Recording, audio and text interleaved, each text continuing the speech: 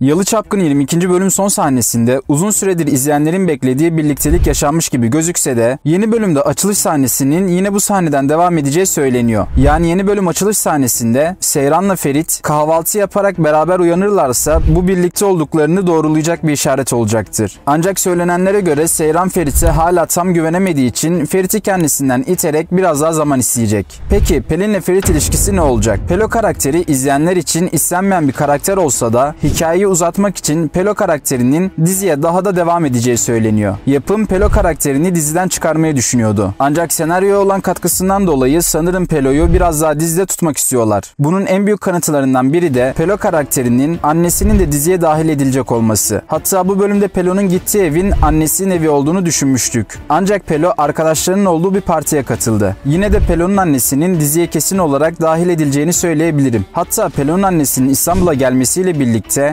annesi Pelo'nun Ferit'le olması için çabalayacak ve Halisa'nın karşısına çıkacak gibi söylentiler de sosyal medyada oldukça fazla konuşuluyor. Zaten ilk bölümde Pelo'nun Ferit'in yatağına hizmetçisinin kızını göndermesi de aslında Ferit'i evliliğe zorlamaktı. Ancak planları tutmamıştı. Şimdi ise Pelo'nun annesi de İstanbul'a gelecek ve Pelo'dan çok daha şiddetli bir karakter olacağı söyleniyor. Yani Ferit'i Seyran'dan ayırmak istediği için bin bir türlü entrika çevirecek. Peki Efe karakteri diziden ayrıldı mı? Efe karakterine hayat veren Fırat Çelik'in diziye sadece 5 bölüm için geleceğini söylemiştik. Tabi senaryoya göre bu süre uzatılabilirdi. Ancak bu karardan vazgeçildi. Ve Fırat Çelik anlaşması gereği 5 bölüm sonunda diziden ayrıldı. Zaten Seyran'ın da iş teklifini kabul etmemesi üzerine dizide daha fazla rolde kalmamıştı. Ancak dizide kalsaydı eminim Seyran'a rahat vermeyerek Ferit'i oldukça zor bir durumda bırakacaktı. Peki Fuat ve Ferit barışacak mı? Fuat'la Ferit'in çocukluk sahnelerini de gördüğümüz 22. bölümde Fuat'ın çocukken bile aslında Ferit'e yardımcı olmaya çalışmasına rağmen ailesi tarafından dışlandığı için Ferit'e karşı biraz kıskançlık içinde olduğunu gördük.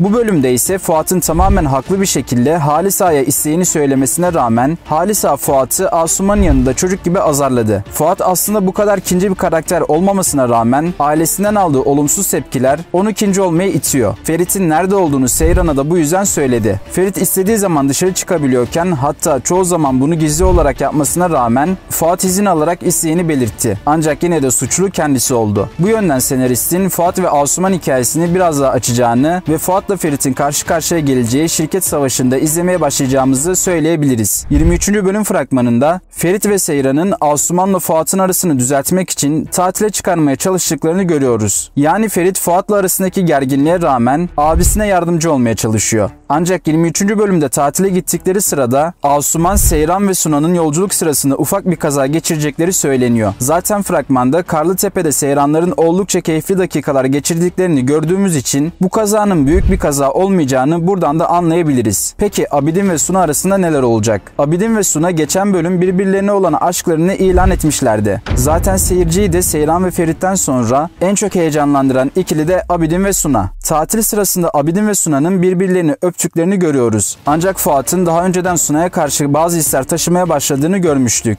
Yani Fuat, Abidin ve Suna'yı bu kadar yakın bir halle yakalarsa Fuat'ı daha da kötü bir şekilde de görebiliriz. Peki Kazım Ağa dolandırılacak mı? Kazım Ağa son zamanlarda oldukça sempatik hareketler sergilemeye başladı ve Esma ile olan ilişkileri de izleyiciyi oldukça mutlu ediyor. Ancak Kazım Ağa'nın eski kötülüklerinin bu kadar hızlı bir şekilde kapatılması da dizinin inandırıcılığını zedeliyor. Kazım Ağa Halisa'dan aldığı arsayla yatırım yapmak ve iş kurmak istese de güvendiği insanlar çok büyük ihtimalle dolandırıcı ve Kazım'ı oldukça kötü bir şekilde dolandıracaklar gibi gözüküyor. Tabi bu Kazım için oldukça kötü bir şey olsa da Halisa sayesinde Kazım bu olay gerçekleşmeden aklını başına alacaktır. Ya da dolandırılsa bile Halisa mutlaka bu durumu çözecektir. Çünkü Halisa'nın kendi yakınlarına zarar verenlere nasıl tepki verdiğini görmüştük. Evet dostlar, genel olarak fragman hakkında söyleyeceklerim bunlar. Sizler de kendi yorumlarınızı yazmayı unutmayın. Umarım videoyu beğenmişsinizdir. Kanalıma abone olmayı ve bildirim zilini açmayı unutmayın. Sonraki videolarda görüşmek üzere. Kendinize iyi bakın.